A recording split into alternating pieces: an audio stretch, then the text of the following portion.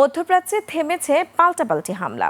ইরানে প্রায় 2 সপ্তাহ টানা মার্কিন বিমান হামলার পর হঠাৎ করে শান্ত হয়ে এসেছে পরিস্থিতি। যুক্তরাষ্ট্রের এমন পদক্ষেপের পর তেহরানও তাদের প্রতিশোধমূলক হামলা সামরিক বন্ধ রেখেছে। বিস্তারিত তাফসির ফিজার রিপোর্টে। টানা 2 সপ্তাহ পর উত্তপ্ত মধ্যপ্রাচ্য হঠাৎ করে শান্ত হতে শুরু করেছে। বন্ধ রয়েছে ইরান যুক্তরাষ্ট্র পাল্টাপাল্টি হামলা।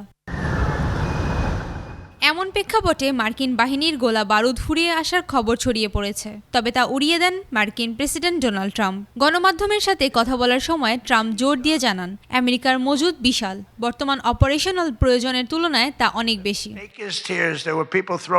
কূটনৈতিক যোগাযোগও বজায় রয়েছে দুই দেশের মধ্যে। ইরানি পররাষ্ট্র মন্ত্রণালয়ের মুখপাত্র ইসমাইল বাঘাই নিশ্চিত করেছেন, মধ্যস্থতাকারীদের মধ্যে নিয়মিত বার্তা আদান প্রদান করছে ওয়াশিংটন ও তেহরান।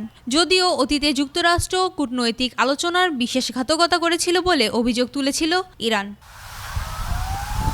অন্যদিকে জেরুজালেম সহ বেশ কিছু এলাকায় ইসরায়েলি বাহিনী ও বসতি স্থাপনাকারীরা তাদের কার্যক্রম তীব্র করে তুলেছে।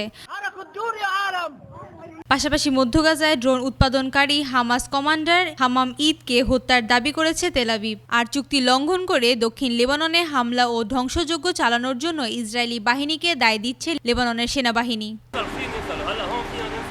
তাফসির ফিজা, 21 টেলিভিশন।